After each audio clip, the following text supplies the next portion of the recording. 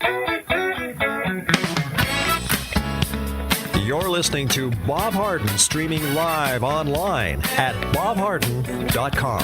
Thanks so much for joining us here on the show. It's brought to you in part by the good folks at Johnson's Air Conditioning, Naples' longest established air conditioning company, as well as Naples Illustrated, bringing you infinite luxury lifestyles. Visit the website, naplesillustrated.com. Coming up, we're going to visit with David Bolduc. We'll be talking a little bit more about developments in the Ukraine. Right now we have with us Dr. Zuhdi Jasser. He is the president of the American Islamic Forum for Democracy. He's also the author of a book that I've read. It's just a fantastic read, A Battle for the Soul of Islam, an American Muslim's patriot's fight to save his faith. Dr. Jasser, thank you so much for joining us. Oh, it's great to be with you, Bob. Thanks for having me. Always a pleasure, Doctor. And, of course, you're in Phoenix right now. It's about 4:30 in the morning, so I genuinely appreciate your taking time. And you've just returned from London, as I understand it. Before we talk about the topic of the dissident in Saudi, maybe you could tell us about your trip. Well, I participated in one of the oldest traditions in Europe, which is the Oxford weekly debate, and we debated whether Islam is compatible with gender equality. And really, I participated along with a number of leaders in Europe regarding this issue. And, I have to tell you that the Brits and many in Europe, as much as they have a bigger problem to deal with the larger Muslim populations, they're also in some ways ahead of us. They're not sort of beleaguered by some of the political correctness that we have, or as much, I should say. And I also spoke at a few venues in London, and people like Tony Blair have been giving speeches over and over talking about the biggest scourge of the 21st century, which is Islamism, and the need for the West to take sides in that fight. And while they're still struggling as much as we are on some of these issues, at least they're beginning to have the conversation. And I can tell you, many of the people that I engage with think tanks and foundations and in government there, they get it. They understand what Salafism and jihadism is. They may not be as far along as far as strategy is concerned, but at least they're having the conversation, which was very refreshing. Yes, and you were speaking out recently in your role as the president and founder of the American Islamic Forum for Democracy about liberty-minded Muslims standing up with Saudi dissident Raif Badawi. I'm pronouncing it incorrectly, I'm sure, but it just underscores here, Memorial Day, we should celebrate our freedoms because of how so many have given so much. And we just, maybe you could tell a story about this dissident and what's happened in Saudi Arabia. Yeah, I think it's so important, and I so appreciate you covering this. He ran an organization and a website called Free Saudi Liberals. And if you look at the website's mission in Saudi Arabia, here's a guy in his 20s. He was basically running an organization about the need for the Muslim population in Saudi Arabia to separate mosque and state, to separate the role of the government from faith, and that issues of faith should be personal, and that liberalism, the ideas of societies based in reason, should dominate and defeat the old theocratic ideas. And for that, they called him an apostate. The government, which is supposedly our ally, said that he had left Islam, when in fact he repeatedly said he was a proud Muslim. And it really hit close to home for us at the American Islamic Forum, because he's really the Saudi version of us, and to see our government really, even though they know he's a prisoner of conscience, ignore him. He had been arrested 2 years ago when we were in Saudi. We brought his case to the attention of the government, and they said, well, he has violated many of the rules and, blasphemy laws and all this other nonsense.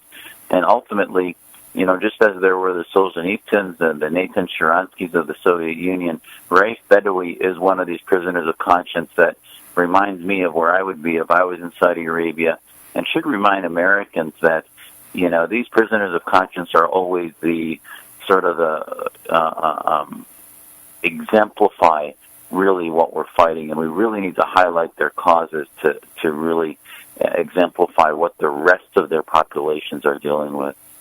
I mean, sentenced to his first sentence last year, 600 lashes and 7 years in prison for insulting Islam. And then, again, to your point, basically what he's saying is there should be an open discussion, civil dialogue, and discussion around the separation of mosque and state. That's basically the crime that he's committed, is it not?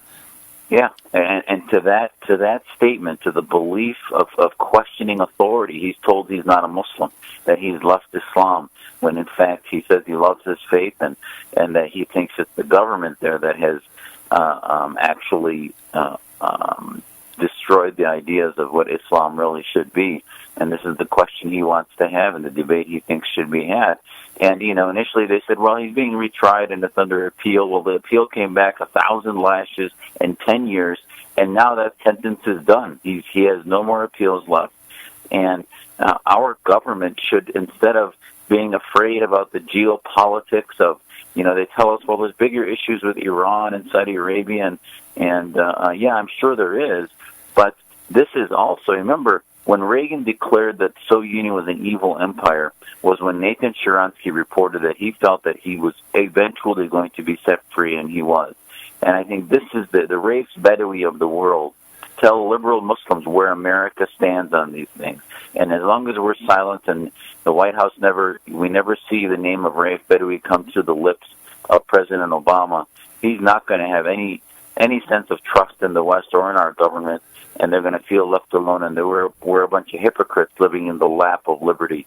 And Muslims that we work with really have, if you look across Twitter, have really tried to expand and spread his case so that the world knows about it. It's disappointing and disheartening to see that this administration refuses to separate the Islamic Jihad, the Islamic political movement, from the religion of Islam. And for that reason, it creates a lot of confusion in what our enemy is, number one, but also in our foreign policy. It does, and when they sit down inside their strategy sessions at the White House or at the State Department and say, well, it's hard to do. We don't get into religion. This is an issue inside Islam, and we don't want to in some way empower the radicals. Well, this is how you do it. You actually find Muslims that are prisoners of conscience that are making the case for themselves, and you take on their cause. And Raif's work would speak volumes to really what the right side is, and the White House will never have to get into the language of theology, neither will any of the State Department, etc. But for some reason, and I'll leave it to your listeners to make the obvious conclusion, we are on the wrong side of this equation, and heroes like Raif Badawi, many of us are trying to scream from the rooftops of their plight in prison. And the bottom line is that they're being told they're non-Muslim because that's what would unravel the autocratic, theocratic mindsets that are controlling those societies, just like the other prisoners of conscience, whether it be women, Shiites, or non-Muslims or Christians in Saudi Arabia. Raif Badawi is really at the tip of the sword. I'm going to encourage our listeners to go to your website. It's American Islamic Forum of Democracy. What is AFI Democracy? I've forgotten now. Oh, AIFdemocracy.org, AIFdemocracy.org. Also, I want to thank you for your contribution. I've read The Battle for the Soul of Islam, a Muslim patriot's fight to save his faith, and it genuinely gave me insights into the Islam religion I did not understand, and I appreciate your commitment and your faith and how it separates itself from the behavior, the political behavior we're seeing from the Islamic jihadists. So, Doctor, thank you so much. Well, thank you. And on this Memorial Day as a veteran, I can't say enough the role that we all need to play in keeping America safe. So thank you. Thank you as well, Doctor. Okay, by the way, he is a former commander, a medical doctor and former commander in the U.S. Navy. So the bravery that this man demonstrates by speaking out, believe me, he is not the friend of the Muslim Brotherhood. And there's many folks that want to see him silenced, and I just appreciate his courage.